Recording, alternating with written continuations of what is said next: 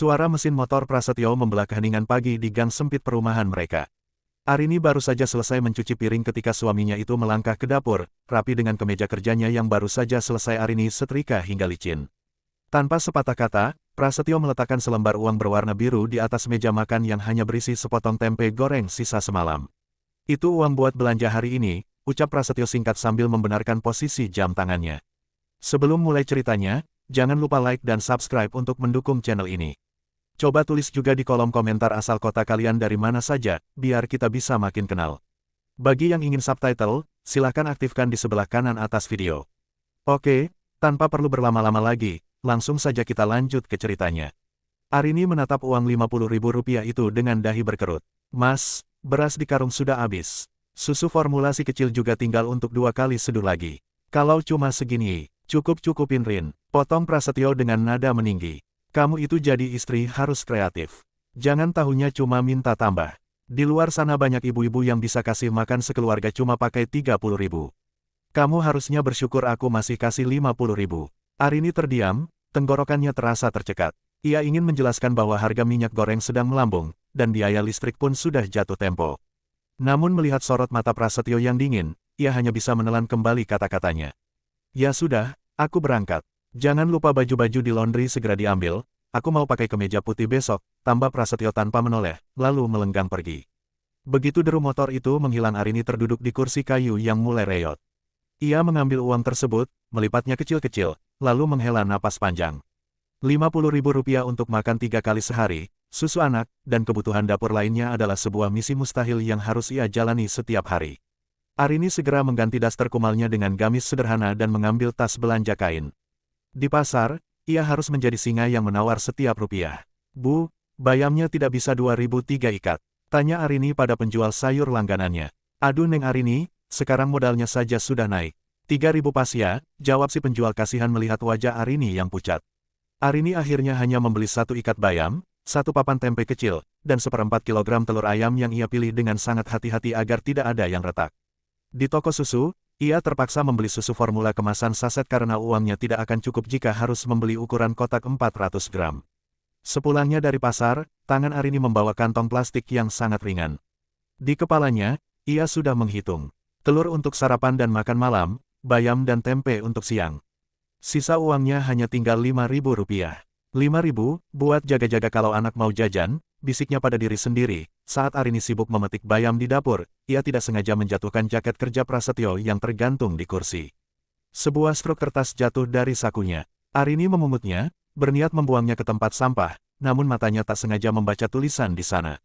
Cafe Aroma Coffee, 1 karamel macchiato, Rp45.000. 1 croissant almond, Rp35.000. Total, Rp80.000. Waktu, kemarin, pukul 16.45 waktu Indonesia Barat. Jantung Arini berdegup kencang, tangannya bergetar memegang kertas kecil itu. Kemarin sore, Prasetyo pulang telat dengan alasan lembur tanpa upah demi masa depan keluarga.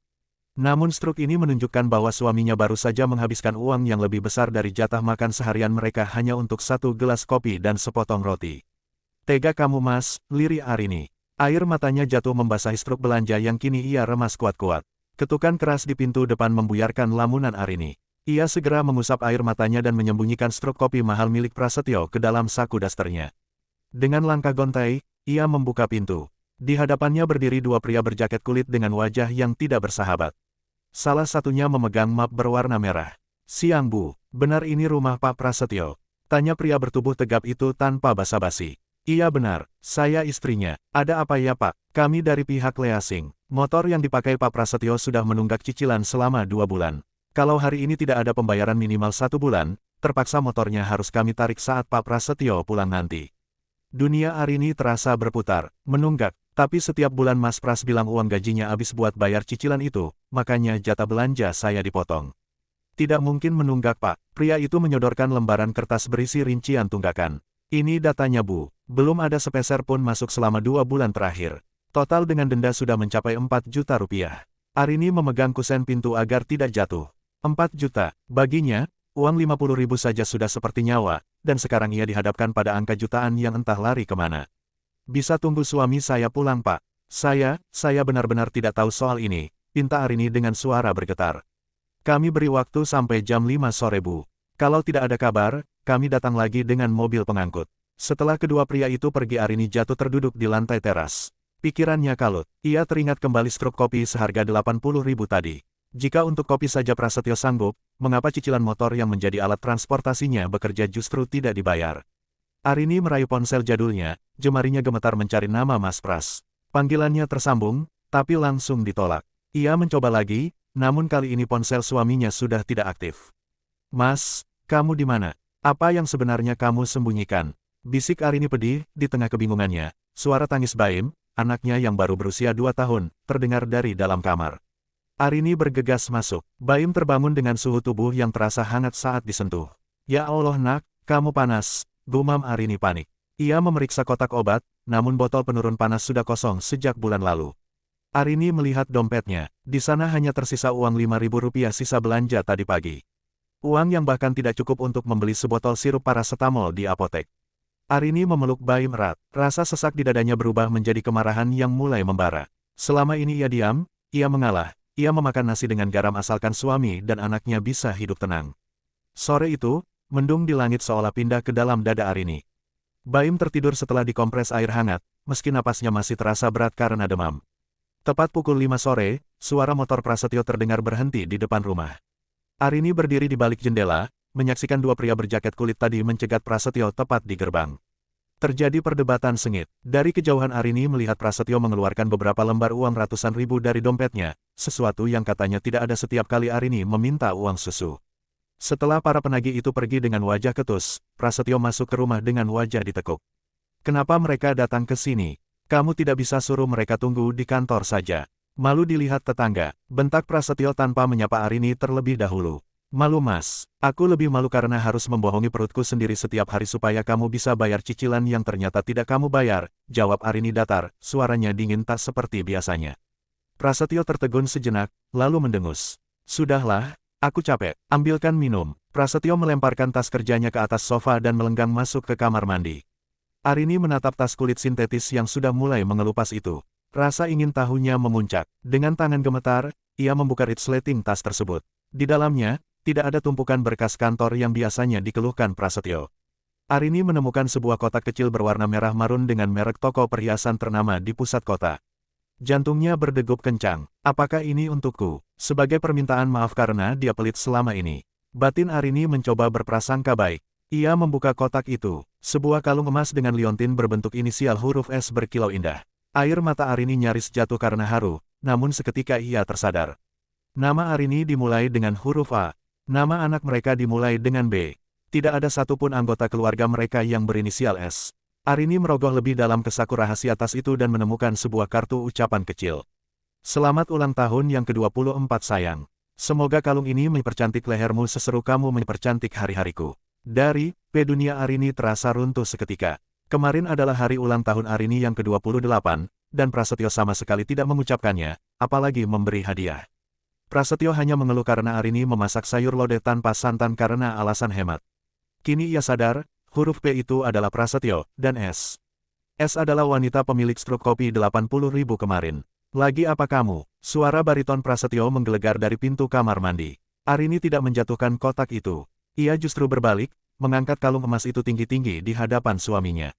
Siapa es Mas? Dan sejak kapan kamu punya uang jutaan untuk emas ini, sementara anakmu tidur menggigil karena ibunya tidak punya uang 15.000 untuk beli obat? Wajah Prasetyo berubah pucat, lalu dengan cepat berubah menjadi merah padam karena amarah yang dipaksakan untuk menutupi rasa malu. Itu titipan teman kantor. Jangan lancang buka-buka tas orang. Prasetyo merangsek maju mencoba merebut kotak itu. Arini menghindar, langkahnya mundur hingga ke meja makan. Teman kantor yang mana yang panggil kamu sayang di kartu ucapan ini Mas? Katakan, Prasetyo terpojok. Ruang tamu yang sempit itu terasa makin menyesakkan. Kebohongan yang ia bangun dengan rapi selama berbulan-bulan mulai retak oleh selembar kertas dan sebuah kalung. Prasetyo berdiri mematung selama beberapa detik sebelum akhirnya ia tertawa hambar. Tawa yang terdengar dipaksakan dan meremehkan, sebuah mekanisme pertahanan untuk menutupi kepanikannya. Kamu ini benar-benar sudah gila karena kurang hiburan Yarin. Prasetyo melangkah mendekat, mencoba merebut kalung itu dengan gerakan tenang namun mengancam. Itu punya sekretaris bos di kantor. Namanya Sinta. Dia titip belikan karena toko emasnya searah jalan pulangku. Kartu ucapan itu, dia sendiri yang tulis buat pacarnya Pandu yang namanya kebetulan depannya P juga. Arini menatap suaminya dengan tatapan tak percaya. Pandu, jadi kamu mau bilang ini semua kebetulan? Struk kopi kemarin, kalung ini, dan fakta bahwa kamu lebih memilih bayar denda motor daripada beli susu anak kita. Prasetyo mendengus, ia meraih tasnya dan menyambar kotak merah itu dari tangan Arini dengan kasar. Dengar Arini, aku ini kerja keras cari uang. Kalau aku sekali-sekali minum kopi enak, itu supaya aku tidak stres menghadapi istri yang kerjanya cuma mengeluh seperti kamu. Kamu pikir mengurus kantor itu mudah? Lalu kenapa cicilan motor menunggak Mas? Kamu bilang uangmu habis buat cicilan. Suara Arini mulai meninggi, mengabaikan Baim yang mulai merintih di kamar sebelah. Prasetyo memutar bola matanya, ya karena uangnya aku pakai buat bantu ibu di kampung. Ibu sakit butuh biaya tambahan. Kamu mau jadi istri durhaka yang melarang suaminya berbakti pada orang tua. Senjata pamungkas itu dikeluarkan. Ibu, Prasetyo tahu benar bahwa Arini tidak akan berani membantah jika sudah menyangkut ibu mertuanya. Arini terdiam, namun hatinya tidak lagi bisa dibohongi. Ia tahu ibu mertuanya di kampung memang sering meminta uang, tapi tidak mungkin sebanyak itu sampai cicilan motor menunggak 2 bulan. Sekarang cepat buatkan makan malam. Aku lapar, jangan bahas ini lagi atau aku keluar dari rumah ini dan tidak usah kasih kamu uang sama sekali. Ancam Prasetyo sambil membanting pintu kamar. Arini berdiri membeku di tengah ruangan. Ancaman itu biasanya berhasil membuatnya ciut, tapi kali ini berbeda. Ada sesuatu yang patah di dalam dirinya, tapi ada juga sesuatu yang mulai mengeras. Malam itu Arini masuk ke kamar Baim. Ia tidak memasak, ia membiarkan suaminya berteriak memanggilnya dari meja makan yang kosong. Arini sibuk memeluk Baim, sambil jemarinya lincah mencari sesuatu di internet melalui ponselnya yang retak.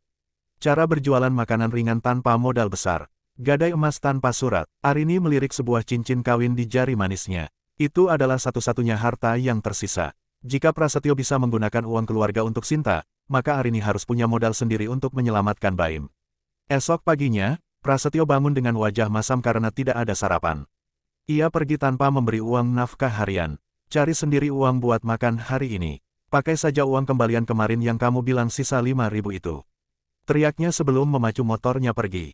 Arini tidak menangis. Ia justru tersenyum tipis. Ia segera bersiap, menggendong Baim yang masih agak lemas, dan melangkah menuju toko emas di pasar.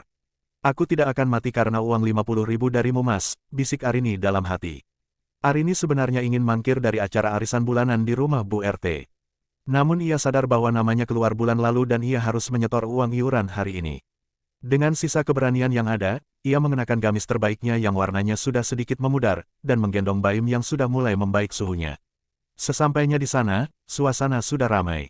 Aroma parfum mahal dan denting sendok pada piring porselen menyambutnya. Di sudut ruangan, sekelompok ibu-ibu sedang asyik memamerkan tas dan perhiasan baru. Jeng Arini baru datang. Sini duduk, sapa Bu RT ramah, meski matanya tak bisa menyembunyikan tatapan kasihan melihat sepatu Arini yang solnya mulai mengelupas. Baru saja Arini duduk, obrolan beralih ke topik yang menyengat. Duh Jeng, lihat deh kalung baru saya. Ini beli di toko perhiasan pusat kota kemarin sore. Antre banget loh, seru Bu Sarah sambil memamerkan lehernya. Tapi kemarin saya lihat suaminya Jeng Arini Pak Prasetyo juga ada di sana. Lagi beli kado buat Jeng Arini ya. Wah romantis banget, jantung Arini mencelos. Semua mata kini tertuju padanya. Oh, itu, Arini terbata, mencoba mencari alasan, loh, tapi kok hari ini Jeng Arini tidak pakai perhiasan apa-apa. Celetuk ibu lainnya, cincin kawinnya juga tidak ada. Waduh apa dijual buat bayar arisan. Tawa kecil pecah di ruangan itu. Arini merasakan wajahnya panas membara. Ia teringat cincin kawinnya yang baru saja ia gadaikan pagi tadi demi modal usaha dan obat Baim. Hinaan itu terasa seperti sembilu yang menyayat hatinya. Mungkin Mas Pras menyimpannya untuk kejutan nanti Jeng, jawab Arini pelan, berusaha menjaga martabat suaminya meski hatinya hancur berkeping-keping. Kejutan atau simpanan Jeng, hati-hati loh, laki-laki kalau di luar gayanya selangit tapi di rumah kasih nafkah irit, biasanya ada yang dipelihara di tempat lain, sambung seorang ibu dengan nada sarkas. Arini tidak tahan lagi, ia segera meletakkan uang iuran arisannya dan berpamitan dengan alasan Baim mulai rewel. Di sepanjang jalan pulang, tangisnya pecah. Bukan karena hinaan itu, tapi karena kenyataan bahwa semua orang bisa melihat kebusukan Prasetyo, sementara ia selama ini memilih buta demi kata sabar. Sesampainya di rumah Arini melihat gerobak penjual gorengan lewat. Sebuah ide terlintas, ia masih memiliki uang hasil gadai cincin. Tidak, aku tidak akan membiarkan mereka menghinaku lagi, tegas Arini pada dirinya sendiri. Ia mulai membersihkan dapur, dengan modal seadanya Arini mulai meracik bumbu. Ia akan membuat tahu bakso mercon, resep rahasia dari almarhumah ibunya yang dulu sangat digemari tetangga di kampung. Malam itu, saat Prasetyo pulang dan kembali melemparkan uang 50.000 ke meja dengan angkuh, Arini tidak mengambilnya. Ia membiarkan uang itu tergeletak begitu saja.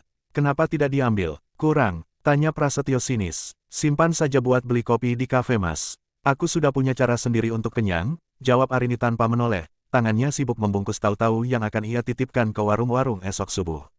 Prasetyo tertegun. Ada yang berbeda dengan tatapan mata Arini. Bukan lagi tatapan pengabdian yang tulus, melainkan tatapan seorang wanita yang sedang membangun benteng untuk memulangkan setiap luka. Pukul 3 pagi, saat dunia masih terlelap dan dengkur Prasetyo terdengar berat dari kamar sebelah, Arini sudah berkutat di dapur yang remang. Aroma gurih daging sapi dan pedasnya cabai rawit mulai memenuhi ruangan. Ia membuat tahu bakso mercon dengan ketelitian seorang ahli kimia. Setiap tahu ia isi penuh, memastikan kualitasnya jauh di atas gorengan biasa. Ini awal kebebasanku nak, bisik Arini sambil menatap Baim yang tertidur di ayunan dekat dapur. Subuh menyingsing, Arini sudah siap dengan wadah-wadah plastik besar. Ia berjalan kaki menuju 5 warung sarapan yang tersebar di komplek dan depan pabrik tekstil tak jauh dari sana. Titip ya Bu, ini tahu bakso mercon. Kalau tidak habis tidak usah dibayar, ujar Arini dengan senyum ramah kepada Bu kantin pabrik. Wah, kelihatannya enak Mbak Arini. Ya sudah, taruh sini 20 biji. Arini pulang tepat sebelum Prasetyo bangun. Ia menyembunyikan semua peralatan masaknya di gudang belakang. Ia belum ingin suaminya tahu. Baginya, rahasia ini adalah perlindungan. Pukul 8 pagi, Prasetyo bersiap berangkat. Seperti biasa, ia menaruh uang 50.000 di meja. Kali ini, ia memperhatikan Arini yang tampak lebih segar, tidak kuyup seperti biasanya. Kamu tidak minta tambahan lagi buat bayar listrik? Tumben, selidik Prasetyo sambil memakai sepatu. Tidak Mas, aku akan coba atur uang itu, jawab Arini datar. Bagus, berarti selama ini kamu saja yang boros. Kalau dikerasin begini, baru bisa mikirkan. Prasetyo tertawa meremehkan, merasa menang karena strateginya menekan ekonomi istri dianggap berhasil. Begitu suaminya pergi, ponsel Arini bergetar. Sebuah nomor baru masuk. Halo Mbak Arini, ini dari kantin pabrik. Mbak, tahu baksonya habis dalam 1 jam. Ada karyawan yang mau pesan 50 biji buat acara rapat siang ini. Bisa antar sekarang? Jantung Arini melonjak kegirangan. Bisa Bu, bisa. Hari itu Arini bekerja seperti kesurupan. Ia menggendong Baim sambil menggoreng, membungkus, dan mengantar pesanan. Sore harinya, saat ia menghitung uang di bawah bantal, matanya berkaca-kaca. Keuntungannya hari ini adalah Rp150.000, 3 kali lipat dari nafkah harian yang diberikan Prasetyo dengan penuh hinaan. Namun keberuntungan itu membawa risiko. Bau gorengan yang menyengat di rumah tercium oleh Prasetyo saat ia pulang lebih awal sore itu. Bau apa ini? Kamu masak apa sampai berminyak begini dapurnya? Prasetyo memeriksa wajan besar yang belum sempat disembunyikan Arini. Tadi cuma goreng camilan buat Baim Mas, kila Arini, hatinya berdegup kencang. Prasetyo menyipitkan mata. Ia melihat sisa bungkusan plastik di sudut meja. Jangan coba-coba jualan atau kerja tanpa izin dariku Arini. Tugasmu itu di rumah, urus anak. Kalau kamu punya uang sendiri, nanti kamu jadi istri pembangkang. Prasetyo mencengkeram lengan Arini. Kamu tidak sedang menyembunyikan sesuatu dariku, kan? Arini menatap mata suaminya. Tidak ada lagi rasa takut. Memangnya apa yang bisa aku sembunyikan Mas? Bukankah selama ini kamu yang lebih banyak menyimpan rahasia dariku? Prasetyo melepaskan cengkeramannya dengan kasar, wajahnya menegang. Ia merasa otoritasnya mulai goyah. Di saat yang sama, di dalam saku kemeja Prasetyo, ponselnya terus menyala menampilkan pesan dari Sinta, jangan lupa reservasi hotel buat malam minggu ya sayang. Pakai kartu yang itu saja. 2 orang di rumah itu kini sama-sama menyimpan rahasia besar. Bedanya, satu menyimpan bangkai yang mulai tercium, sementara yang lain sedang menanam benih perlawanan. Keberhasilan tahu bakso Arini mulai terdengar dari mulut ke mulut. Meski harus bergerak diam-diam, pesanan kini mulai merambah ke area perkantoran. Namun tantangan terbesar Arini bukan hanya menyembunyikan usahanya dari Prasetyo, melainkan keterbatasan alat. Ia butuh mesin penggiling daging jika ingin produksinya lebih besar. Siang itu, saat Arini sedang mengantar pesanan di depan sebuah gedung perkantoran mewah di pusat kota, sebuah mobil sedan hitam berhenti tepat di sampingnya. Arini yang sedang menggendong Baim sambil menenteng 2 plastik besar tahu bakso, sedikit menepi. Kaca mobil menurun. Seorang pria berkacamata hitam menatapnya dengan ragu. Arini Larasati. Arini mengernyitkan dahi. Ia merasa mengenal suara itu. Ketika pria itu melepas kacamata hitamnya, Arini hampir menjatuhkan plastiknya. Mas, Adrian adalah kakak kelas Arini di kampus dulu. Pria yang pernah menyatakan perasaannya namun ditolak Arini karena ia lebih memilih Prasetyo yang saat itu tampak begitu sederhana dan setia. Kini Adrian terlihat sangat mapan. Setelan jasnya tampak mahal, kontras dengan daster tertutup jaket tipis dan sandal jepit yang dikenakan Arini. Astaga Rin, sudah lama sekali. Adrian turun dari mobil, matanya menatap lekat ke arah Arini, lalu ke arah Baim. Kamu, sedang apa di sini? Arini merasa harga dirinya menciut. Ia ingin lari, tapi kakinya terasa berat. Aku sedang mengantar pesanan Mas. Adrian melihat kantong plastik berisi tahu bakso tersebut. Tanpa diduga, ia tersenyum tulus. Kamu masih hobi masak ya? Dulu bekal buatanmu selalu jadi rebutan teman-teman organisasi. Adrian mengambil satu kantong pesanan yang kebetulan berlebih. Ia mencicipinya di tempat. Rin, ini enak sekali. Kebetulan sekali, perusahaanku sedang mencari vendor catering untuk makan siang karyawan tetap. Selama ini kami kurang puas dengan vendor lama. Kamu mau coba kirim proposal? Arini tertegun. Mas, aku cuma usaha rumahan. Aku tidak punya PT, tidak punya alat besar. Itu urusan nanti. Yang penting rasa dan kualitas. Ini kartu namaku. Adrian menyodorkan kartu emas yang elegan. Hubungi aku kalau kamu serius. Jangan sia-siakan bakatmu Rin. Kamu pantas mendapatkan yang lebih baik dari sekadar menjajakan gorengan di pinggir jalan. Kata-kata Adrian pantas mendapatkan yang lebih baik menghunjam jantung Arini. Malamnya Arini termenung di meja makan. Di hadapannya ada uang 50.000 pemberian Prasetyo dan kartu nama Adrian. Dua pilihan hidup ada di depan matanya, bertahan dengan nafkah hinaan yang bahkan tidak cukup untuk susu anak, atau melompat mengambil peluang meski harus menghadapi amukan suaminya. Tiba-tiba, Prasetyo pulang dengan wajah ceria yang tidak biasa. Ia melempar sebuah kantong belanja mewah ke atas meja. Lihat Rin, aku dapat bonus dari kantor, ucapnya bangga. Arini membuka kantong itu. Isinya sebuah gaun malam yang sangat terbuka dan seksi. Ukurannya bukan ukuran Arini. Gaun itu sangat kecil, lebih cocok untuk wanita bertubuh mungil seperti Sinta. Ini, buat aku Mas. Tanya Arini memancing. Prasetyo mendadak kaku. Ia salah mengeluarkan kantong. Itu titipan teman. Maksudku, bonusnya itu uang, ini dia minta tolong bawakan karena takut ketahuan istrinya. Bonusku ada di dompet, tapi sudah habis buat bayar utang teman. Kebohongan yang begitu dangkal. Arini hanya tersenyum getir. Ia sudah tidak sakit hati lagi, rasa sakitnya sudah berubah menjadi tekad. Oh begitu, ya sudah. Arini meletakkan gaun itu kembali. Begitu Prasetyo masuk ke kamar mandi, Arini mengambil ponselnya. Ia menyimpan nomor Adrian dengan nama toko bahan kue. Besok aku akan kirim sampelnya Mas Adrian, pesan singkat itu terkirim. Arini tahu, ini adalah langkah awal ia akan keluar dari neraka 50.000 rupiah ini. Prasetyo mulai merasakan ada yang aneh. Sudah 3 hari berturut-turut, setiap ia pulang kerja, rumah selalu dalam keadaan bersih, namun Arini tampak sangat kelelahan. Terlebih lagi, aroma dapur mereka kini selalu berbau rempah dan daging, jauh lebih sedap daripada bau sayur bening hambar yang biasanya disajikan Arini. Rin, belakangan ini kamu kok sering dandan rapi kalau siang. Tadi kata Bu RT, kamu pergi naik taksi online sambil bawa tas besar. Tanya Prasetyo sambil mengunyah makan malamnya dengan penuh selidik. Arini tetap tenang, ia sudah menyiapkan jawaban di kepalanya. Oh, itu, aku ikut pengajian di Masjid Agung Mas. Tas besar itu isinya mukena dan baju ganti Baim kalau dia gumoh. Pengajian pakai taksi online, uangnya dari mana? Prasetyo meletakkan sendoknya, matanya menyipit tajam. Aku jalan kaki ke depan kompleks, lalu bareng sama ibu-ibu lain. Patungan Mas, cuma 2.000 per orang, jawab Arini tanpa keraguan sedikitpun. Prasetyo mendengus, namun ia tidak sepenuhnya percaya. Ego lelakinya terusik. Ia merasa Arini yang dulu penurut dan selalu menunduk, kini mulai berani menatap matanya saat bicara. Esok harinya, Prasetyo memutuskan untuk melakukan sesuatu yang belum pernah ia lakukan, berpura-pura berangkat kerja, namun sebenarnya ia bersembunyi di tikungan gang untuk mengawasi istrinya. Pukul 10 pagi, sebuah mobil box kecil berhenti di depan rumah mereka.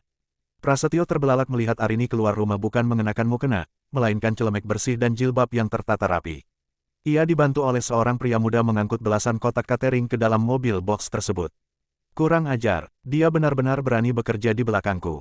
Geram Prasetyo. Ia segera menghidupkan motornya dan membuntuti mobil box itu dari kejauhan. Perjalanan berakhir di sebuah gedung perkantoran mewah kantor milik Adrian. Prasetyo melihat Arini turun dengan percaya diri, membawa sampel makanan ke dalam lobi. Prasetyo hendak melabrak saat itu juga, namun langkahnya terhenti ketika melihat siapa yang menyambut Arini di lobi.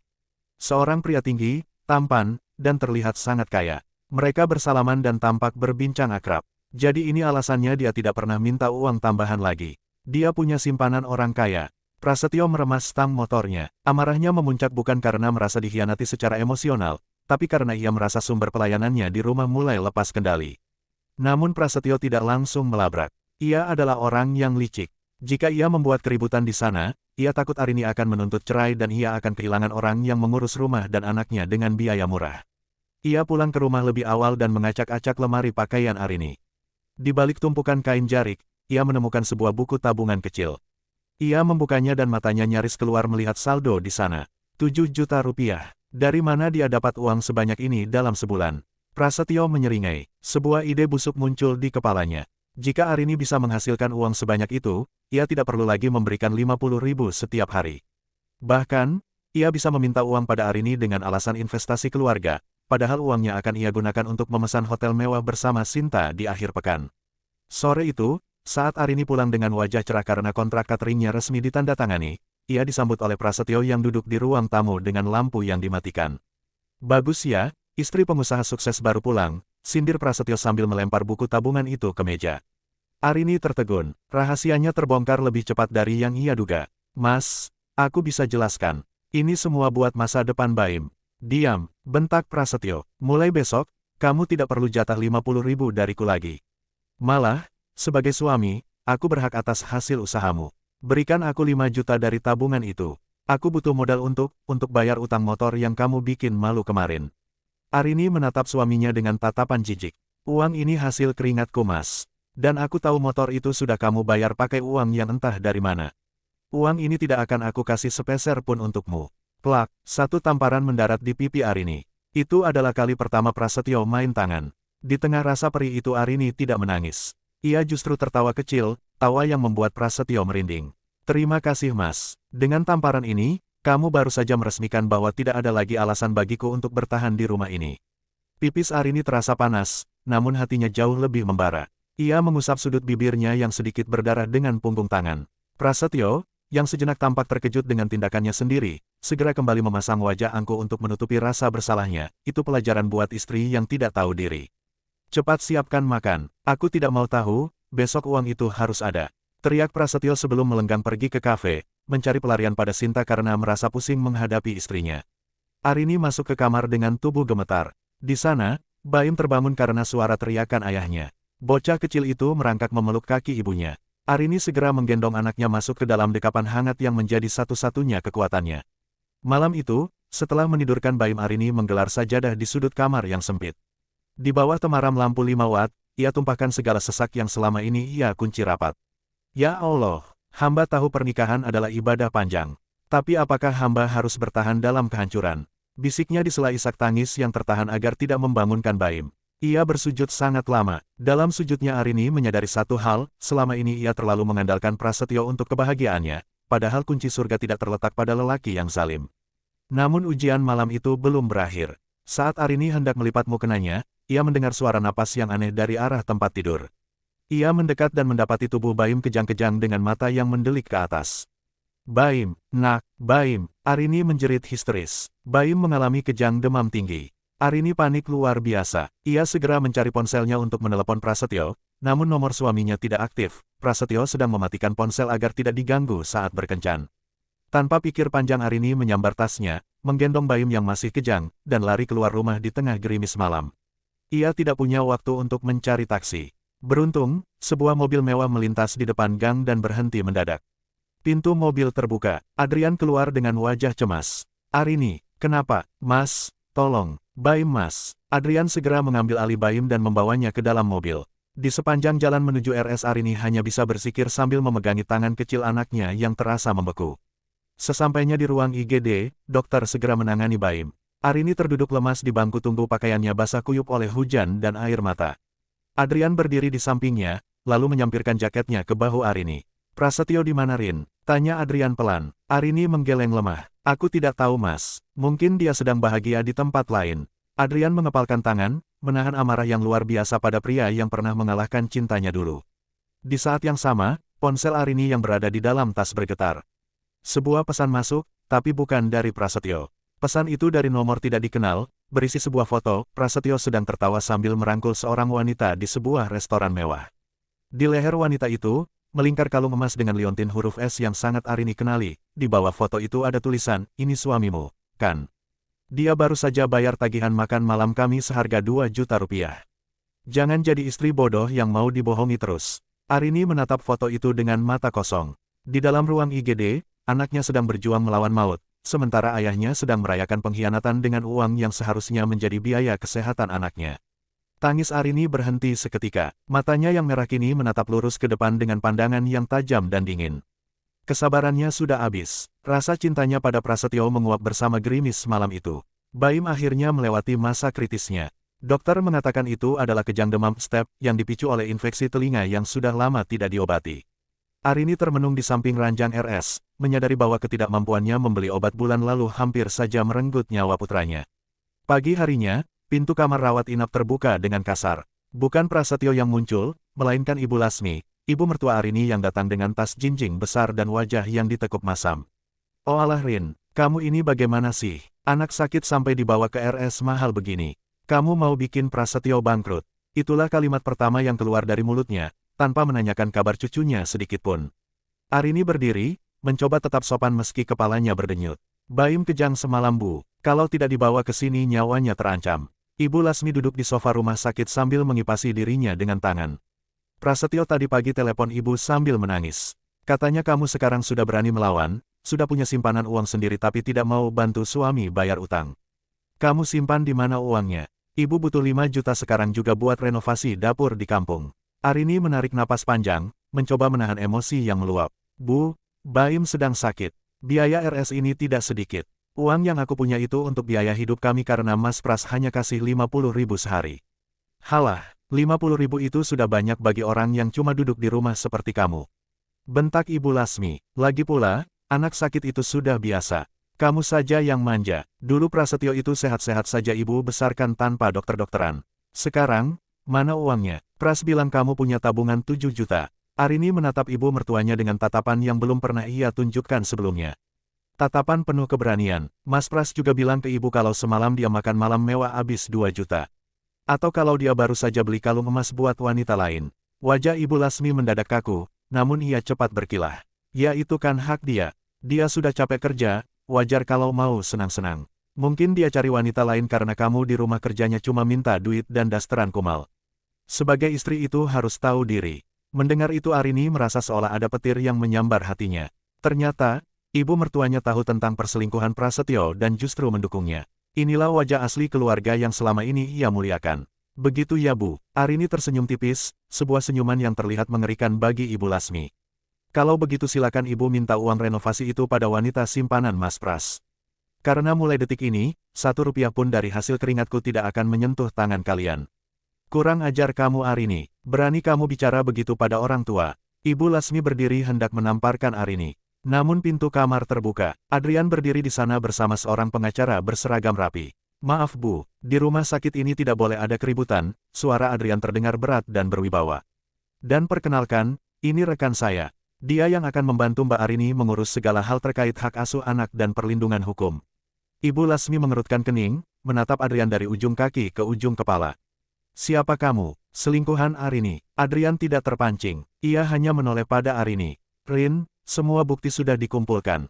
Struk kopi, mutasi rekening yang sempat kamu foto, foto restoran semalam, hingga bukti kekerasan fisik kemarin. Kita bisa mulai kapan saja kamu siap." Ibu Lasmi yang mendengar kata bukti dan hukum mulai tampak pucat. Ia segera menyambar tasnya. "Awas kamu ya Arini, Ibu laporin kamu ke Prasetyo. Dasar istri durhaka." Ibu Lasmi lari keluar dengan langkah 1000. Arini terduduk kembali di samping Baim. Ia menoleh ke arah Adrian. "Terima kasih Mas. Aku siap. Aku ingin keluar dari rumah itu sesegera mungkin. Kita akan melakukannya dengan bersih Rin. Dia tidak akan bisa mengambil apapun darimu, apalagi Baim," janji Adrian. Arini kembali ke rumah saat Prasetyo sedang bekerja. Ia tidak berniat tinggal lama, tujuannya hanya mengambil dokumen penting dan beberapa helai pakaian Baim. Namun sebuah keberuntungan menghampirinya. Prasetyo ternyata meninggalkan ponsel kantornya yang juga tersambung dengan akun pribadinya karena sedang diisi daya. Dengan tangan yang masih gemetar karena trauma tamparan kemarin Arini mencoba memasukkan sandi. Ia mencoba tanggal lahir Baim namun salah.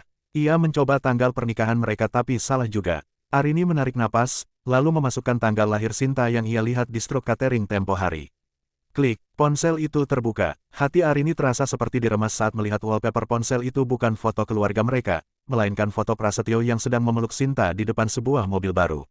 Arini segera membuka aplikasi pesan. Sayang, cicilan mobilnya sudah kamu bayarkan. Jangan sampai ditarik, malu dong aku sama teman-teman kantor. Tulis Sinta, sudah sayang, aman, aku potong saja jatah makan si Arini. Dia itu dikasih 50.000 saja sudah bisa makan enak kok. Istri kampung mah gampang dikibulin, hahaha, kamu jahat banget. Tapi aku suka, nanti malam jadikan di hotel biasa. Aku sudah pesan kamar yang ada bathtubnya. Balas Sinta, air mata Arini menetes di atas layar. Bukan karena sedih, tapi karena kemarahan yang sudah mencapai ubun-ubun. Prasetyo membiarkan anaknya hampir kehilangan nyawa karena tidak mampu beli obat, sementara dia membayar cicilan mobil untuk wanita lain. Arini segera mengirimkan semua tangkapan layar percakapan itu, foto-foto mereka, hingga riwayat transfer bank ke ponselnya sendiri. Ia melihat ada transfer rutin sebesar 5 juta rupiah setiap bulan ke rekening bernama Sinta Putri. Jadi ini alasan gaji kamu selalu kurang untuk kami mas. Lirih Arini. Tiba-tiba, suara motor berhenti di depan rumah. Arini panik. Ia segera mencabut pengisi daya, meletakkan ponsel itu ke posisi semula, dan bersembunyi di balik lemari besar saat Prasetyo masuk dengan terburu-buru. Sial, ponselku ketinggalan, gerutu Prasetyo. Ia mengambil ponselnya, memeriksanya sebentar, untungnya ia tidak mengecek folder terkirim lalu kembali keluar dengan tergesa-gesa. Arini bisa mendengar suara motornya menjauh. Arini keluar dari persembunyiannya dengan napas memburu. Ia segera mengambil ijazah, akta kelahiran Baim, dan buku tabungannya yang sudah ia sembunyikan kembali. Ia tidak butuh pakaian mewahnya, ia tidak butuh barang-barang pemberian Prasetyo. Sebelum melangkah keluar pintu Arini menatap ruang tamu yang selama ini ia bersihkan dengan penuh kasih sayang. Ruangan yang menjadi saksi bisu betapa ia telah merendahkan dirinya demi seorang pria yang tidak memiliki nurani. Ia mengambil secarik kertas dan menuliskan pesan singkat di atas meja makan. Aku sudah tahu semuanya, tentang mobil Sinta, tentang hotel, dan tentang kebohongan 50.000 itu. Jangan cari aku atau Baim. Temui aku di pengadilan. Arini menutup pintu rumah itu tanpa menoleh lagi. Di ujung gang, Adrian sudah menunggu dengan mobilnya. Sudah semua Rin? Tanya Adrian lembut. Sudah mas. Aku punya semua bukti yang dibutuhkan untuk membuat dia tidak berkutik, jawab Arini tegas. Sekarang, bawa aku ke tempat yang tidak bisa dia temukan. Adrian membawa Arini ke sebuah apartemen kecil namun sangat aman di pinggiran kota. Unit itu bersih, tenang, dan yang paling penting, memiliki dapur yang jauh lebih layak daripada rumah lama Arini. Gunakan tempat ini sesukamu Rin. Ini milik sepupuku yang sedang di luar negeri. Prasetyo tidak akan pernah bisa melacakmu di sini, ujar Adrian sambil meletakkan tas Arini di sofa. Arini menatap sekeliling. Terima kasih mas. Aku akan membayar sewanya begitu tagihan catering pertama dari kantormu cair. Jangan pikirkan itu dulu. Fokuslah pada Baim dan persiapan sidangmu, balas Adrian tulus. Malam itu adalah malam pertama Arini tidur dengan nyenyak tanpa rasa takut akan suara motor yang pulang terlambat atau bentakan kasar. Namun ia tidak lantas bersantai. Esok paginya Arini langsung beraksi. Dengan bantuan teknologi yang lebih baik di apartemen itu, ia mulai merapikan manajemen cateringnya yang ia beri nama Dapur Arini. Peluang besar datang di hari ketiga. Adrian menghubunginya dengan kabar mengejutkan. Rin, ada pertemuan asosiasi pengusaha kuliner minggu depan. Mereka butuh penyedia snack tradisional untuk 500 orang. Aku sudah merekomendasikan tahu bakso merconmu. Kamu siap, 500 porsi. Itu adalah angka yang belum pernah Arini sentuh sebelumnya. Namun alih-alih gentar Arini justru merasa tertantang. Ia menggunakan sisa uang di tabungannya untuk membeli bahan baku berkualitas tinggi dan menyewa 2 orang tenaga pembantu, tetangga lamanya yang ia tahu jujur dan butuh pekerjaan. Sementara Arini sibuk membangun kerajaannya, di sisi lain kota, Prasetyo sedang mengalami mimpi buruk. Prasetyo pulang ke rumah yang gelap dan kosong. Ia membaca surat dari Arini dengan tangan gemetar. Awalnya ia marah, merasa harga dirinya diinjak-injak karena ditinggalkan. Ia mencoba menelepon Arini ribuan kali, namun nomornya sudah tidak aktif. Ia mencoba mencari pelarian ke Sinta, namun masalah baru muncul. Sayang, cicilan mobil bulan ini mana? Aku sudah ditagih orang bank terus nih. Rengek Sinta di telepon. Sabar Sin, Arini pergi bawa tabungannya. Aku sedang pusing. Bentak Prasetyo. Kok kamu bentak aku? Kalau kamu tidak punya uang mending kita putus saja. Aku tidak mau ya hidup susah. Sinta langsung mematikan telepon. Prasetyo terduduk di lantai rumahnya yang mulai berdebu. Tanpa Arini, tidak ada kopi hangat di pagi hari. Tanpa Arini, bajunya tidak ada yang menyetrika. Dan yang paling parah, tanpa uang tabungan Arini yang selama ini ia incar untuk menutupi gaya hidup mewahnya, Prasetyo mulai tercekik utang. Di apartemennya Arini sedang tersenyum menatap pesanan catering yang sudah dikemas cantik. Ia melihat saldo di ponselnya. Untuk pertama kalinya, ia melihat angka yang cukup untuk membiayai sekolah Baim hingga bertahun-tahun ke depan. Ternyata saat aku berhenti mengemis 50.000 darimu, dunia justru memberiku jutaan kesempatan Mas, bisik Arini. Arini kini siap, bukan hanya siap menjadi pengusaha sukses, tapi siap menghadapi Prasetyo di pengadilan dengan kepala tegak. Nama dapur Arini mendadak menjadi buah bibir di kalangan perkantoran elit. Tahu bakso mercon buatannya bukan lagi sekadar gorengan pinggir jalan, melainkan camilan premium yang dikemas dengan kotak eksklusif dan desain elegan. Arini sangat menjaga kualitas, dagingnya pilihan, tanpa pengawet, dan pedasnya pas di lidah para eksekutif. Hanya dalam sebulan Arini harus menyewa sebuah ruko kecil untuk dijadikan dapur produksi. Ia kini memiliki 5 orang karyawan, semuanya adalah ibu-ibu tunggal yang senasib dengannya. Arini ingin kesuksesannya juga menjadi jalan napas bagi wanita lain. Mbak Arini, ada pesanan mendadak dari PT Jaya Abadi untuk acara syukuran kantor mereka siang ini. 100 paket lengkap, lapor salah satu karyawannya. Arini mengangguk mantap. Siapkan, pastikan semuanya segar. Arini tidak menyadari bahwa PT Jaya Abadi adalah tempat Prasetyo bekerja sebagai staf administrasi. Siang itu, di kantor Prasetyo, suasana tampak meriah. Perusahaan baru saja memenangkan proyek besar dan atasan mereka memesan catering terbaik yang sedang viral. Prasetyo yang sedang pusing karena dikejar penagih utang dan ditinggalkan Sinta, ikut mengantre di meja prasmanan. Wah, ini dia tahu bakso mercon yang lagi hits itu. Katanya pemiliknya cantik dan pintar bisnis, celetuk salah satu rekan kerja Prasetyo. Prasetyo mengambil satu, menggigitnya dan seketika ia terpaku. Rasa ini sangat akrab di lidahnya. Gurihnya, tekstur dagingnya, bahkan aroma rempah rahasianya. Ini adalah rasa yang sama dengan yang pernah ia cium di dapurnya dulu, dapur yang kini kosong dan dingin. Ia melihat kotak kemasan itu. Di sana tertera logo dapur Arini dengan foto siluet seorang wanita yang sangat ia kenali. Arini, gumamnya tak percaya.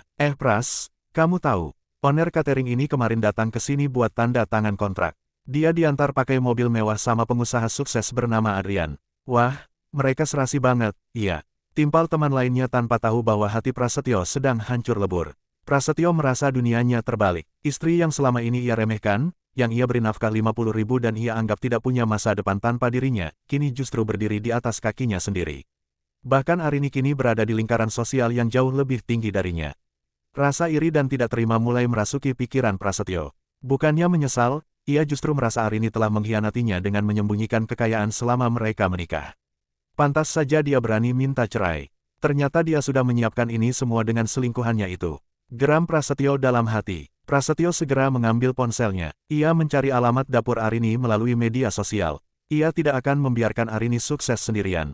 Menurut pemikirannya yang picik, semua harta Arini adalah harta bersama, dan ia punya hak untuk menuntut bagiannya. Sore itu, saat Arini sedang mengecek stok bahan baku di ruko barunya, sebuah motor yang knalpotnya berisik berhenti di depan. Prasetyo turun dengan wajah merah padam, langsung menerobos masuk ke dalam dapur. Oh alah, jadi di sini kamu menyembunyikan semua uangku Arini. Teriak Prasetyo di depan para karyawan Arini yang terkejut. Arini berdiri tegak, tenang dan tidak sedikit pun gemetar. Ia menatap pria yang dulu ia takuti itu dengan tatapan kosong.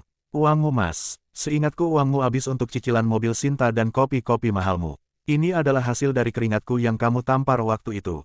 Jangan sombong kamu, kita belum resmi cerai. Semua alat ini, ruko ini, adalah milikku juga. Aku akan lapor polisi kalau kamu tidak bagi hasil sekarang. Prasetyo mencoba meraih tas uang yang ada di meja kasir. Namun sebelum tangannya menyentuh tas itu, 2 orang petugas keamanan yang disewa Adrian langsung meringkus tangan Prasetyo. Keluar dari sini Mas, sebelum aku tambahkan pasal gangguan ketertiban dan perbuatan tidak menyenangkan di berkas gugatanku nanti, ucap Arini dingin. Prasetyo diseret keluar dengan memalukan di depan orang banyak. Ia berteriak-teriak seperti orang gila, sementara Arini kembali bekerja seolah tidak terjadi apa-apa. Ia sadar, Prasetyo hanyalah kerikil kecil yang tidak akan mampu lagi menghentikan langkahnya. Setelah diusir secara memalukan dari ruko Arini, Prasetyo pulang dengan dendam yang membara. Ia sadar tidak bisa melawan Arini secara fisik maupun hukum jika Arini dilindungi oleh orang-orang seperti Adrian. Namun Prasetyo punya satu kartu as yang ia pikir masih mempan, rasa bersalah Arini sebagai menantu. Prasetyo segera menelepon ibunya di kampung. Bu Arini sudah jadi orang kaya sekarang. Dia punya toko besar, pegawainya banyak. Tapi dia sombong Bu, dia lupa sama kita, dia bahkan tidak mau kasih Pras uang sepeser pun untuk bayar utang motor, adu Prasetyo dengan suara yang dibuat memelas. Ibu Lasmi yang mendengar kata orang kaya langsung bersemangat. Kurang ajar itu si Arini. Harta suami itu harta istri, tapi harta istri itu ia milik suami juga. Tenang, Pras, besok ibu berangkat ke kota. Ibu bakal bikin dia berlutut minta maaf. Keesokan harinya, Ibu Lasmi benar-benar datang. Tanpa rasa malu, ia langsung menuju ruko dapur Arini. Namun kali ini ia tidak datang dengan amarah, melainkan dengan akting luar biasa. Saat Arini baru saja turun dari mobil box cateringnya, Ibu Lasmi langsung menjatuhkan diri ke lantai, memegangi kaki Arini sambil menangis terseduh-seduh. Banyak orang mulai melihat ke arah mereka. Arini, tolong Ibu Rin. Ibu sakit-sakitan di kampung, tidak ada uang buat berobat. Prasetyo juga sudah tidak kirim uang lagi karena dia dipecat dari kantornya, bohong Ibu Lasmi dengan suara lantang agar terdengar orang sekitar. Arini menghela napas panjang, ia tahu betul ini adalah siasat Prasetyo. Ibu, bangun, jangan malu-maluin diri sendiri di sini. Ibu tidak mau bangun sebelum kamu mau pulang ke rumah. Kasihan Prasetyo Rin, dia khilaf. Masa karena uang 50.000 saja kamu sampai tega memisahkan anak dari ayahnya? Ibu Lasmi mulai memainkan narasi di depan umum untuk merusak citra Arini. Beberapa orang yang tidak tahu masalahnya mulai berbisik, duh kasihan ya mertuanya sampai begitu. Padahal mantunya sudah sukses. Arini tersenyum tipis. Ia sudah belajar banyak. Ia tidak lagi meledak-ledak. Ia justru mengambil ponselnya dan memutar sebuah rekaman suara. Rekaman saat Ibu Lasmi memaki-makinya di rumah sakit tempo hari yang sempat ia rekam diam-diam. Suara Ibu Lasmi yang asli terdengar sangat jelas dari pengeras suara ponsel Arini. Halah. 50.000 itu sudah banyak bagi orang yang cuma duduk di rumah seperti kamu. Kalau Prasetyo cari wanita lain, itu wajar karena kamu cuma dasteran kumal. Suasana di depan ruko mendadak hening. Ibu-ibu yang tadi bersimpati kini menatap Ibu Lasmi dengan jijik. Masih mau lanjut dramanya Bu? Tanya Arini tenang. Ibu bilang ibu sakit. Baru kemarin Mas Pras posting foto ibu sedang makan durian di restoran bersama Sinta. Uangnya dari mana? Dari hasil gadai perhiasan yang Mas Pras ambil dari lemari saya. Ibu Lasmi langsung berdiri, wajahnya merah padam karena malu. Kamu sekarang sudah jadi iblis Arini. Kamu licik. Bukan licik Bu, saya hanya berhenti menjadi bodoh, balas Arini tegas. Ia kemudian memanggil salah satu karyawannya. Kasih ibu ini nasi kotak dan uang 100.000 untuk ongkos pulang ke kampung. Setelah itu, kalau dia masih di sini, panggil polisi. Ibu Lasmi menyambar uang itu dengan kasar namun tetap pergi dengan langkah 1000 karena takut polisi benar-benar datang. Di sudut jalan, Prasetyo yang memantau dari jauh hanya bisa menggigit jari. Rencana A gagal total, namun Prasetyo belum menyerah. Ia tahu besok adalah sidang perdana perceraian mereka. Ia sudah menyiapkan rencana B, ia tidak akan melepaskan hak asuh Baim agar Arini terpaksa memberikan seluruh aset bisnisnya jika ingin anak itu tetap bersamanya. Ruang tunggu pengadilan agama pagi itu terasa begitu dingin. Arini duduk dengan anggun mengenakan setelan blazer berwarna coklat susu, rambutnya terikat rapi, menampakkan wajah yang cerah meski guratan lelah sisa bekerja semalam masih ada. Di sampingnya, seorang pengacara senior yang direkomendasikan Adrian sedang memeriksa berkas. Prasetyo datang terlambat. Ia sengaja tidak merapikan jenggotnya dan memakai kemeja yang agak kusam agar terlihat seperti suami yang terzolimi oleh istri yang sudah sukses. Di belakangnya, Ibu Lasmi mengekor dengan wajah penuh dendam. Sidang kasus perceraian antara Arini Larasati dan Prasetyo Pratama segera dimulai, seru petugas pengadilan. Di dalam ruang sidang, suasana kian tegang. Hakim mulai menanyakan alasan gugatan. Arini dengan suara stabil namun tegas menceritakan semuanya, penelantaran ekonomi selama bertahun-tahun, perselingkuhan, hingga kekerasan fisik yang dialaminya. Itu semua bohong Pak Hakim. Potong Prasetyo sambil berdiri. Saya ini suami yang bertanggung jawab. Uang 50.000 itu hanya uang harian untuk belanja sayur, belum termasuk uang listrik dan lainnya yang saya bayar sendiri. Arini ini yang tidak bersyukur. Begitu dia punya selingkuhan kaya, dia langsung ingin membuang saya. Cukup saudara tergugat. Ada gilirannya Anda bicara, tegur hakim dengan mengetuk palu. Pengacara Arini kemudian maju. Ia tidak memberikan banyak kata, melainkan menyerahkan sebuah tablet yang berisi video CCTV. Video itu adalah rekaman dari area parkir rumah sakit saat Prasetyo sedang bertengkar dengan Sinta di dalam mobil yang dibeli dengan uang yang seharusnya untuk kebutuhan Baim. Terlihat jelas Prasetyo memegang tumpukan uang dan tertawa sementara anaknya sedang berjuang di ruang IGD. Wajah Prasetyo pucat pasi. Ia tidak menyangka Arini bisa mendapatkan rekaman itu. Selain itu Pak Hakim, lanjut pengacara Arini, klien saya menuntut hak asuh penuh atas anak mereka Baim, mengingat tergugat memiliki riwayat lalai dan lebih mementingkan gaya hidup bersama wanita lain. Mendengar kata hak asuh, Prasetyo langsung teringat rencana busuknya. Saya tidak setuju. Saya ayahnya. Saya punya hak asuh juga. Teriak Prasetyo. Ia kemudian menatap Arini dengan seringai licik. Begini saja Arini, kalau kamu mau hak asuh Baim jatuh sepenuhnya ke tanganmu tanpa drama panjang di pengadilan, ada syaratnya. Hakim mengernyitkan dahi. Syarat apa maksud Anda? Prasetyo menoleh ke arah hakim lalu ke arah Arini. Berikan 50% aset dapur Arini kepada saya sebagai harta gono gini, dan bayarkan semua hutang-hutang saya di bank. Kalau tidak, saya akan tuntut hak asuh anak sampai ke tingkat manapun. Saya akan pastikan kamu susah ketemu Baim. Ruangan itu mendadak ricuh oleh bisikan pengunjung. Ibu Lasmi di bangku belakang tampak mengangguk setuju. Ia yakin Arini akan menyerah karena Arini sangat menyayangi Baim. Arini terdiam sejenak. Ia menatap Prasetyo dalam-dalam, pria yang dulu pernah ia cintai sepenuh hati. Rasa jijik ini benar-benar memuncak di dadanya. Mas Pras, Arini bicara perlahan namun suaranya menggema. Kamu pikir anak adalah barang dagangan. Kamu mau menukar hak asuh darah dagingmu sendiri dengan uang dan aset bisnis. Sebut saja itu kompensasi karena aku sudah mendampingimu selama ini. Jawab Prasetyo tanpa rasa malu. Arini tersenyum tipis, lalu menoleh ke pengacaranya. Keluarkan bukti terakhir. Pengacara Arini menyerahkan satu map lagi. Ini adalah hasil tes kesehatan dan laporan psikologis anak. Di dalamnya terdapat bukti medis bahwa anak sering mengalami malnutrisi ringan selama di bawah asuhan bersama karena nafkah yang tidak layak. Selain itu, kami punya bukti bahwa apartemen yang digunakan tergugat untuk berselingkuh disewa atas nama orang lain menggunakan uang hasil penggelapan dana kantor. Hakim memeriksa dokumen itu dengan raut wajah sangat serius. Saudara tergugat, apakah benar Anda sedang dalam proses pemeriksaan internal di kantor Anda terkait penggelapan dana? Prasetyo membeku. Ia baru saja dipecat pagi tadi karena ketahuan menggunakan dana operasional kantor untuk biaya hotel dan hadiah Sinta. Ia tidak menyangka Arini sudah tahu sedalam itu. Dengan bukti-bukti ini, tegas hakim, pengadilan akan mempertimbangkan secara serius untuk mencabut hak asuh Anda sepenuhnya dan memberikan perintah perlindungan bagi penggugat. Prasetyo jatuh terduduk. Senjata terakhirnya justru menjadi bumerang yang menghantam kepalanya sendiri. Ia bukan hanya terancam kehilangan harta, tapi juga terancam penjara. Prasetyo keluar dari ruang sidang dengan amarah yang mendidih.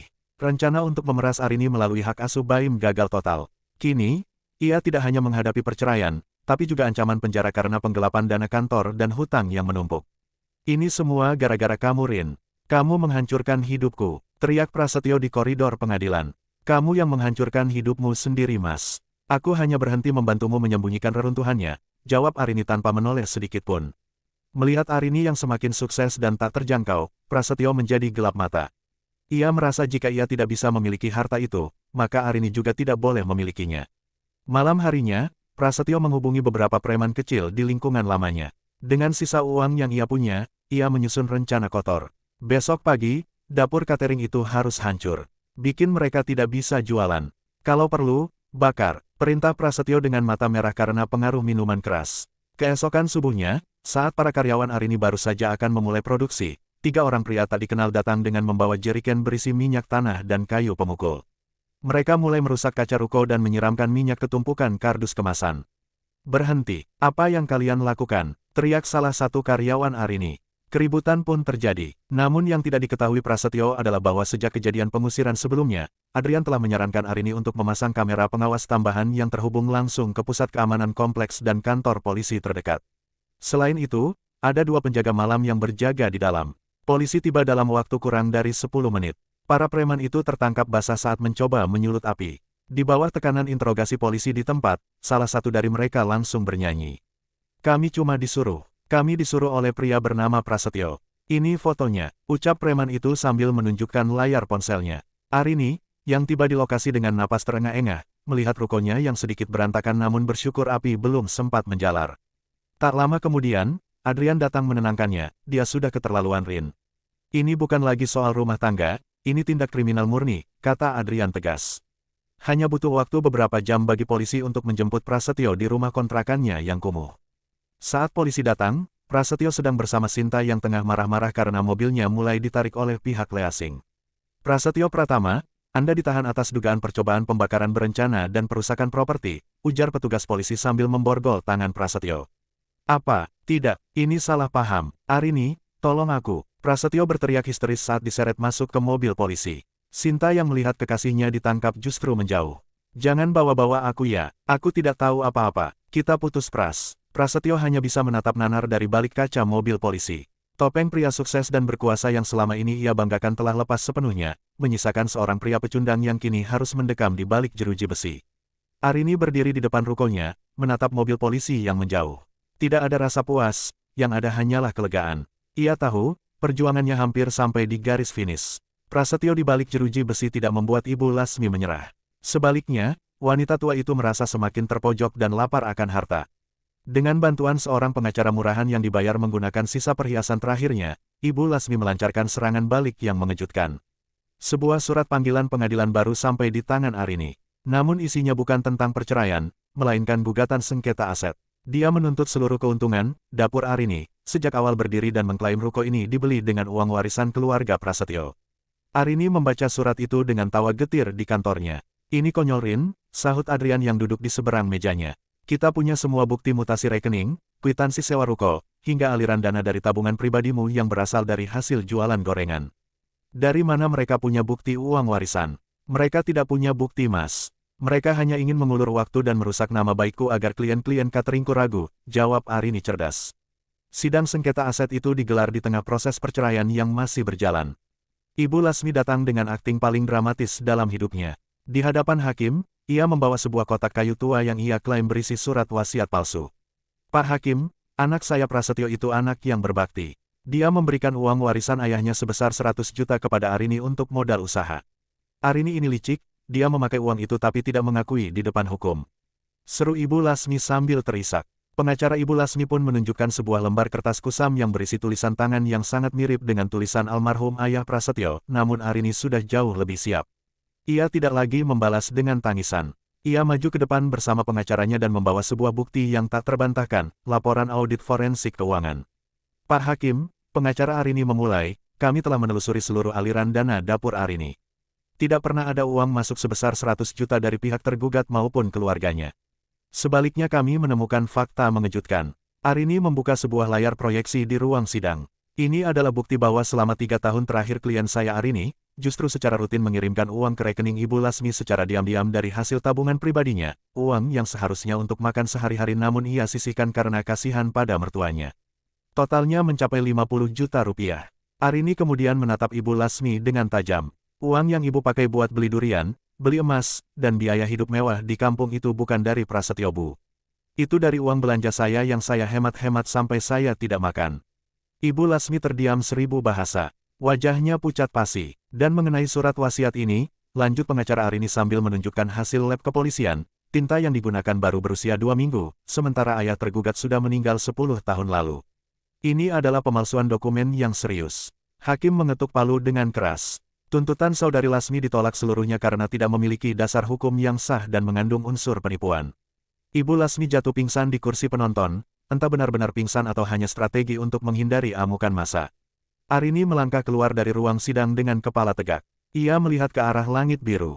Beban yang selama ini menghimpit pundaknya seolah terbang terbawa angin. Ia tidak hanya memenangkan bisnisnya, ia memenangkan kebenaran. Namun di balik kemenangan itu, sebuah kejutan lain menantinya. Saat kembali ke mobil, Adrian mendekatinya dengan wajah serius namun matanya berbinar.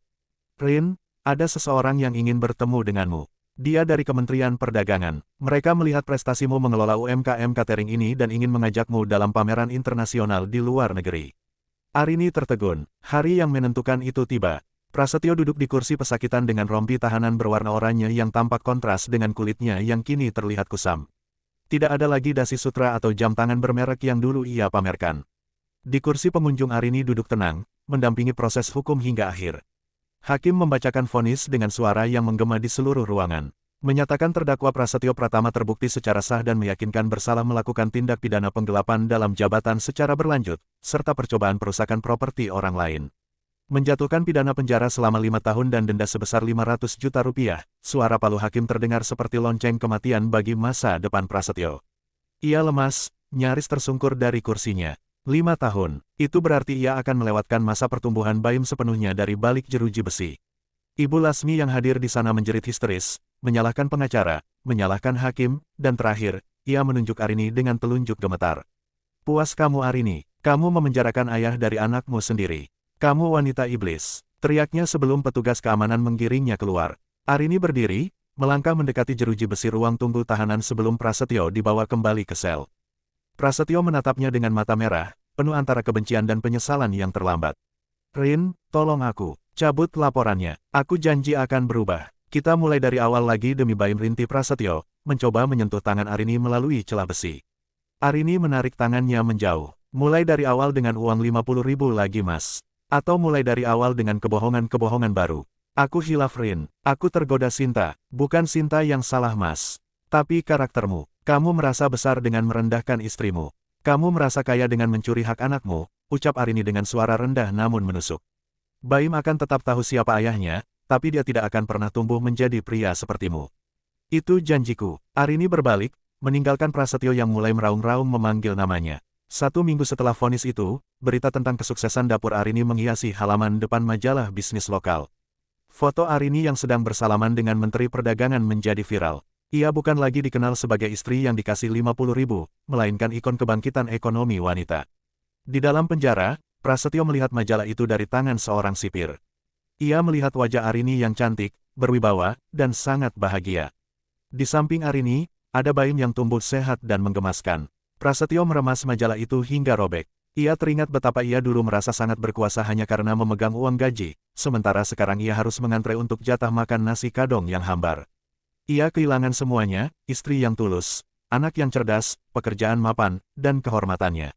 Semua itu ia tukar dengan kesenangan semu yang kini meninggalkannya sendirian di dalam sel yang dingin. 4,5 tahun berlalu, pintu gerbang besi besar itu berderit terbuka, mengeluarkan seorang pria dengan tas ransel usang dan pakaian yang tampak kebesaran di tubuhnya yang kurus. Prasetyo menghirup udara luar untuk pertama kalinya setelah mendapatkan remisi atas kelakuan baiknya.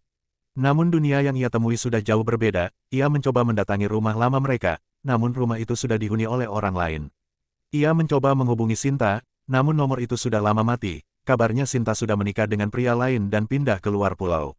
Prasetyo tidak memiliki siapa-siapa lagi, bahkan Ibu Lasmi sudah meninggal setahun lalu karena komplikasi penyakit di kampung, tanpa sempat ia temui untuk terakhir kalinya. Dengan sisa uang di sakunya, Prasetyo pergi ke sebuah mal besar hanya untuk mencari makan. Di sana, ia tertegun melihat sebuah papan iklan digital raksasa. Dapur Arini Group membuka cabang ke-50 di seluruh Indonesia. Di layar itu, wajah Arini tampak begitu bersinar. Ia terlihat jauh lebih muda dan elegan daripada saat masih menjadi istrinya dulu. Di sampingnya berdiri seorang anak laki-laki berusia sekitar 7 tahun yang tampak gagah mengenakan seragam sekolah internasional. Baim, hati Prasetyo berdenyut nyeri. Ia mencari alamat kantor pusat dapur Arini melalui internet di ponsel pinjaman. Ia ingin melihat mereka, meski hanya dari jauh. Sesampainya di gedung perkantoran mewah milik Arini, Prasetyo dilarang masuk oleh petugas keamanan karena penampilannya yang kusam. Ia hanya bisa menunggu di seberang jalan, di balik pohon besar. Sore hari, sebuah mobil mewah berwarna hitam berhenti di depan lobi. Arini keluar dari gedung, dikawal oleh beberapa staf. Tak lama kemudian, sebuah mobil jemputan sekolah tiba. Baim berlari keluar dan memeluk Arini dengan erat. "Mama, tadi Baim menang lomba matematika," teriak bocah itu riang. "Hebat anak Mama, kita rayakan ya, hari ini Mas Adrian juga mau datang makan malam," jawab Arini sambil mengusap rambut anaknya. Dari kejauhan, Prasetyo melihat seorang pria turun dari mobil lain. "Adrian," pria itu menyapa Baim dengan akrab, memberikan sebuah tos, lalu merangkul bahu Arini dengan lembut. Mereka tampak seperti keluarga yang sangat bahagia, keluarga yang seharusnya dimiliki Prasetyo jika saja ia tidak membuang berlian demi sebongkah batu kali. Prasetyo ingin berlari ke sana, ingin berteriak bahwa dia adalah ayah kandung Baim. Namun langkahnya terhenti saat melihat tatapan mata Arini. Arini sempat menoleh ke arah pohon tempatnya bersembunyi. Mata mereka bertemu sekejap. Tidak ada kebencian di mata Arini. Tidak ada amarah. Yang ada hanyalah tatapan asing, seolah-olah Prasetyo adalah orang lewat yang tidak memiliki arti apapun dalam hidupnya. Arini telah benar-benar berdamai dengan masa lalunya, dan dalam kedamaian itu, nama Prasetyo sudah terhapus selamanya. Prasetyo jatuh terduduk di trotoar. Ia merogoh sakunya, menemukan uang 50.000 terakhir miliknya. Uang yang dulu ia anggap sebagai senjata untuk menindas Arini, kini hanya cukup untuk membeli 1 porsi makan malam sederhana di pinggir jalan. "Aku yang menghancurkan surgaku sendiri," bisik Prasetyo sambil terisak. Ia melihat mobil mewah itu perlahan menjauh, membawa pergi semua kebahagiaan yang pernah ia sia-siakan. Di dunia ini, ada kesalahan yang bisa dimaafkan, tapi ada waktu yang tidak akan pernah bisa diputar kembali.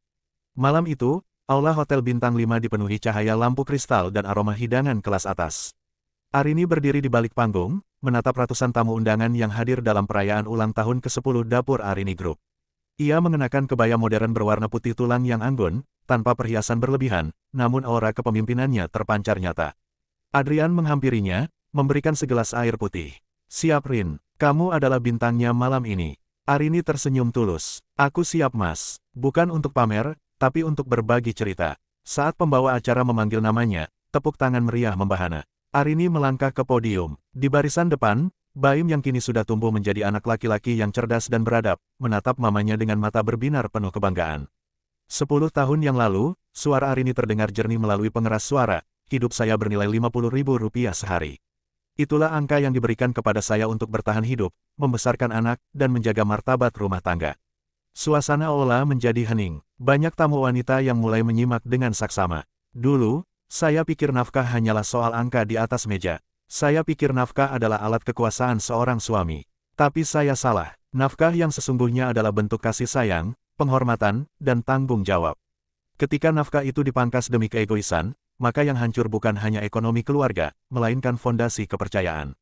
Arini menarik napas panjang, menatap Baim. Saya berdiri di sini bukan karena saya dendam pada masa lalu. Saya di sini karena saya memilih untuk tidak membiarkan angka 50.000 itu menentukan harga diri saya. Untuk semua wanita yang saat ini sedang merasa kecil dan terjepit, ketahuilah bahwa kalian memiliki kekuatan besar di dalam diri kalian. Jangan takut untuk memulai dari nol, karena nol adalah titik di mana Tuhan akan menunjukkan jalannya. Tepukan tangan memenuhi ruangan. Malam itu Arini tidak hanya merayakan kesuksesan bisnis, tetapi juga kemenangannya atas nasib. Setelah acara usai, di taman hotel yang tenang, Adrian mendekati Arini. Ia mengeluarkan sebuah kotak kecil, kali ini bukan berisi kalung inisial palsu, melainkan sebuah cincin berlian yang sederhana namun sangat indah. Rin, selama bertahun-tahun aku melihatmu berjuang sendiri.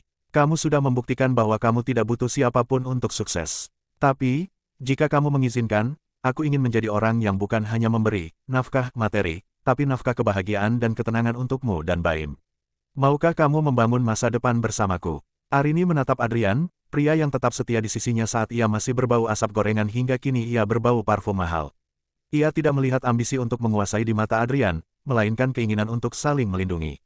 Arini tersenyum, lalu mengangguk pelan. Iya mas, aku mau. Sementara itu, di sebuah warung kopi kumuh di sudut kota, seorang pria dengan pakaian dekil duduk sendirian. Ia menatap layar televisi yang menyiarkan berita kesuksesan Arini. Ia adalah Prasetyo. Ia baru saja selesai mencuci piring di warung itu untuk mendapatkan jatah makan malamnya. Ia melihat Arini tersenyum bahagia di layar kaca, lalu ia menatap tangannya yang kasar dan gemetar. Hanya ada uang receh hasil tip di sana. Ia telah mendapatkan apa yang dulu ia berikan kepada Arini, hidup yang serba kekurangan dan kehampaan. Arini telah terbang tinggi, meninggalkan debu masa lalu yang kini menjadi teman abadi Prasetyo. Drama itu berakhir di sini. Bukan tentang siapa yang paling kaya, tapi tentang siapa yang paling mampu menjaga amanah. Nafkah 50.000 itu kini telah berubah menjadi berkah miliaran rupiah, dan yang terpenting, menjadi nafkah kebahagiaan yang takkan pernah habis bagi Arini dan Baim.